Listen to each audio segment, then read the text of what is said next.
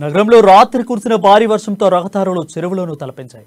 కుండపోత వర్షంతో గ్రేటర్లో లోతట్టు ప్రాంతాలు జలమయమయ్యాయి. మన్సూరాబాద్లో కాలనీలు నీట మునిగాయి. అధికారులు నిర్లక్ష్యంతో చిన్న వర్షానికే కాలనీలు జలమయమయ్యాయి. ఒక భూ యజమానికి లబ్ధి చేకూర్చడం కోసం కాలనీల ద్వారా బాక్స్ డ్రైనేజీ నిర్మాణం చేశారని, అదేవిధంగా రాత్రి కురిసిన వర్షానికి స్థానికులు ఇళ్లు ఖాళీ చేసి వెళ్తున్నారని అన్నారు.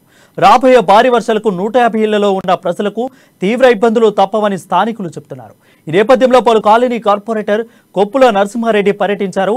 ఈ సందర్భంగా అధికారుల తీరుపై ఫైర్ అయ్యారు. అనంతరం ప్రజల సమస్యలను అడిగి తెలుసుకున్నారు.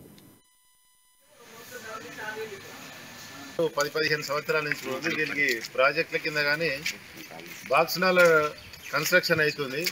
దాదాపు 4-5 నెలల నుంచి కాంట్రాక్టర్ నిర్లక్ష్యము, అధికారుల నిర్లక్ష్యం కూడా. వాళ్ళు వర్షాకాలం వస్తుందని తెలుసు. రోజు కాలనీ వాసులు ఎంప్లాయీస్ ఉన్నారు చాలామంది. రోజు పొద్దున పోయి రాత్రికి వచ్చేటోళ్ళు. వీళ్ళందరూ కూడా ఎప్పుడు హెచ్చరిస్తారు. మేము రోజు నిరంతరం హెచ్చరిస్తున్నాను. ఫస్ట్ ఇక్కడ నుంచి కట్టాలని చెప్తే ఒక ప్రైవేట్ స్కూల్ ఉంది. ఆ స్కూల్కి ఇబ్బంది కాకుండా వాని దగ్గర ఏం మాట్లాడుకోరో వానికి నీట్గా చేసేసి కింద నుంచి ఇక్కడ ఇది ఇప్పుడు ఇక్కడ నుంచి బీరప్పగూడ నుంచి ఇక్కడ వరకు లైన్ వచ్చింది. ఇటు నుంచి అక్కడ తీసుకుపోవాలి కానీ అక్కడి నుంచి కిందికి వెళ్ళి పైకి వచ్చేసి ఇలా కాలనీ మొత్తం ముప్పు. రాత్రి పడ్డ చిన్న వర్షమే ఇది, ఇంకా స్టార్టింగ్ వర్షాలే. ఈ వర్షానికే ఈ పరిస్థితి ఉన్నది. మొత్తం మంచినీళ్ళ పైన తెగ్గొట్టేసాడు కాంట్రాక్టర్. వీళ్ళకి 5-6 రోజుల నుంచి మంచినీళ్ళు వస్తాను, ప్లస్ ఇక్కడ ఎవ్వరు ఇంటికి పోకుండా ఇది అయిపోయింది. మొత్తం కుప్పగూలిపోతుంది.